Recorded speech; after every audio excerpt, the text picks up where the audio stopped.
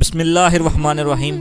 السلام علیکم دوستو، اللہ رب العزت کی بارگاہ میں امیر اور غریب سب برابر ہیں۔ وہ سب کی دعائیں سنتا ہے اور سب کو عطا بھی کرتا ہے۔ حرمین شریفین میں کون جاتا ہے، اللہ رب العزت کس کو بلاتا ہے، یہ سب کچھ میرے مالک کی مرضی ہے۔ خواہ کسی کے پاس کتنی ہی دولت ہو یا پھر وہ اس کے پاس کتنی ہی طاقت ہو، یہ ساری میرے مالک کی مرضی ہے کہ وہ کس کو اپنے گھر میں حاضری کا شرف بخشتا ہے اور کس کو نہیں۔ یہ ساری میرے مالک رب العزت کائنات کی ہی مرضی ہے۔ جیسا کہ ہم دیکھ رہے ہیں کہ عمرہ ایک فیشن بن چکا ہے کچھ عرصے سے، تو ہر دولت مند حضرات ہر سال جاتے ہیں اور عمرہ کر کے آتے ہیں۔ یہ دولت مند حضرات وہاں جاتے ہیں اور وہاں جا کر سیلفیاں بناتے ہیں۔ کچھ لوگ ان کی تصاویر حسرت بھری نظروں سے دیکھتے ہیں اور خواہش کرتے ہیں کہ کاش ہمارے پاس بھی دولت ہو اور ہم بھی ان مقدس جگہوں کی زیارت کر لیں۔ لیکن جیسے کہ آپ کو پتہ ہے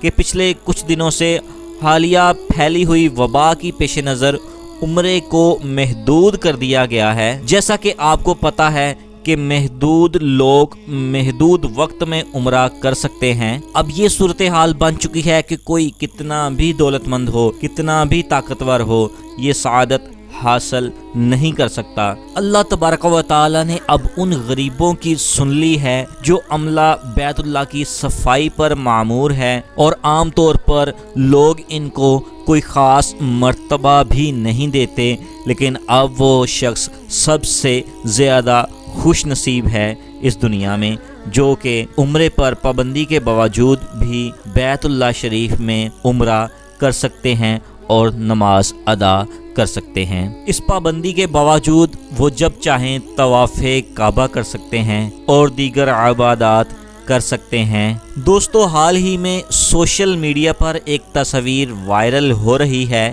جس میں دیکھا جا سکتا ہے ایک شخص خانہ کعبہ کے سامنے دو زانوں ہو کر بیٹھا ہے، اور اس شخص کے علاوہ صحن حرم میں کوئی بھی موجود نہیں ہے۔ یہ شخص صحن حرم کی صفائی کرنے والے عملے کا ہی حصہ ہے۔ سوشل میڈیا پر صارفین اس کی قسمت پر رشک کر رہے ہیں اور کہہ رہے ہیں کہ یہ آدمی اس وقت دنیا کا خوش نصیب ترین آدمی ہے۔ یہ اللہ رب العزت کے کتنا قریب ہے کہ جب صحن حرم بالکل خالی ہے تو اللہ رب العزت نے پوری امت مسلمہ میں سے اس سعادت کے لیے چن لیا۔ بالکل اس آدمی کی قسمت پر ہر کوئی رشک کر رہا ہوگا۔ اللہ رب العزت اس خوش نصیب آدمی کے صدقے ہماری بھی سن لے اور ہم پر اپنا کرم اور فضل اور اپنی رحمت کر دے۔